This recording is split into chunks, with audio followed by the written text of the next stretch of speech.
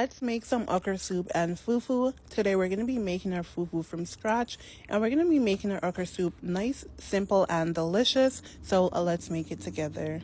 We're going to start off by boiling our beef. I'm going to keep the recipe really simple as I mentioned. So for my proteins today, I'm only going to be using beef and fish.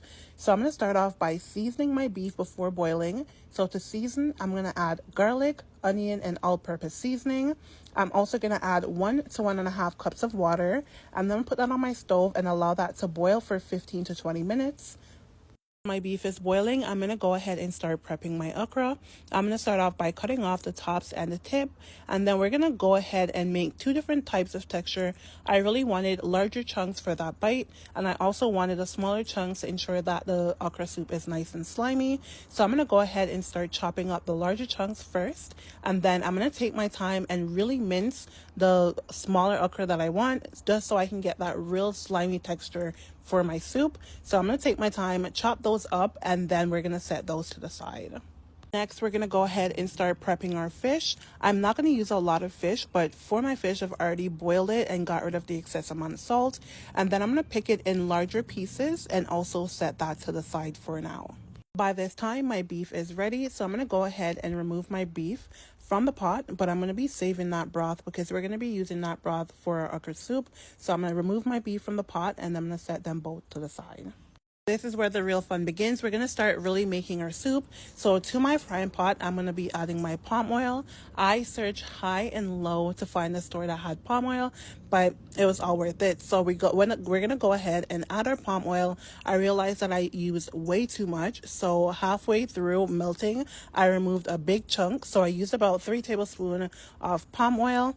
And then to my palm oil, once it's heated, I'm going to go ahead and add my onion and my garlic, and I'm going to allow that to saute for about 2 minutes. Next, I'm going to add my locust beans. I'm also going to let that saute with my onion and garlic and palm oil for about another 2 minutes.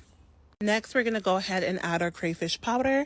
With my crayfish powder, I was very skeptical. I didn't want it to start burning. So what I did was I added it to the pot and I kept it moving. I kept moving it around for about 10 to 15 seconds. And then I went in and added my all-purpose seasoning. I did the same by keeping it moving so it wouldn't stick to the bottom of my pot. So I added crayfish powder, all-purpose seasoning, and I mixed it around. Then I went in with my pepper sauce mixture that I blended up, which was just bell pepper, Scotch bonnet pepper, onion, and some garlic.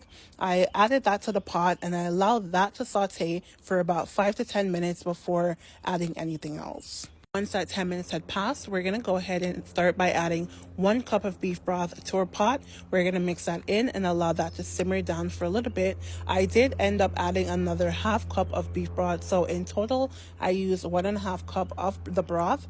I haven't added any salt to this specific pot because for our beef, we boiled it with salt and that powdered seasoning, and the powdered seasoning itself does carry salt as well, so you don't want to put too much salt in your pot. So once you've added your beef broth and you've added your seasoning, you want to give your pot a quick taste to see if you need salt. For me, I didn't need any more salt because the broth did the trick. So I'm going to go ahead, mix that all in, and allow that to simmer together for about 5 minutes. Next, we're going to go ahead and add our beef in. We're going to add our beef in, fold it in, ensure that everything is completely combined together. Then we're going to cover a pot, and then we're going to let that cook for 10 minutes. I know it's a lot of broken up times, but honestly, it comes together so well. It just takes a little bit of patience. So we're going to fold that all in, cover a pot, and let that cook down for 10 minutes. Once that 10 minutes has passed, we're going to go ahead and add our fish. Again, if you're making this with a lot more meat and a lot of different protein, you want to add your protein in and just leave your fish until last, but add all the protein in at once in the beginning and then allow that to cook down for a while, and then add your fish, do the same, cover your pot, and allow that to cook for another 5 to 10 minutes. Once that 10 minutes have passed, we're going to go ahead and start adding our okra. I'm going to start by adding the minced okra first because that's going to give you that nice slimy texture that you're looking for. So we're going to add our minced okra, fold that in, and then we're going to add our larger chunks. Once we add our larger chunks, we're going to mix that in, fold that in, ensure everything is nice and mixed in properly. Then I'm going to personally cover my pot, put that on a back burner, and turn my heat down to a medium to low heat and allow that to finish cooking and coming all together. While my okra soup is coming together, I'm going to start working on my fufu. This is my second time making fufu, so I felt comfortable enough to leave it to last. So I'm going to be using cassava. So first step is to peel the cassava, and then I'm going to chop it into smaller pieces. I'm going to be blending my cassava, so I wanted to chop it into slices that my blender could handle. So I'm going to go ahead, chop my cassava up, and then I'm going to wash it until the water runs clear. Once the water runs clear, I'm going to go ahead and start blending it. I'm going to add it all to my blender. I'm going to add about 1/4 cup of water, and then I'm going to blend until pureed. Once we have the texture that we desire, we're going to go ahead and add a pot to our stove. We're going to get that pot nice and heated up, and then we're going to add our pureed cassava to the pot. And this is where the true work begins, because we're going to be mixing this until it forms together, until it becomes a dough that we desire. So we're going to go ahead and mix this together for about 10 to 15 minutes. If you see that it's becoming a bit too dry, you can go ahead and add a little bit of water and then continue mixing until it all forms together. Once that's formed together, we're going to go ahead and set that to the side and allow that to cool. Once it's nice and cooled, we're going to go ahead and separate them into clear saran wrap.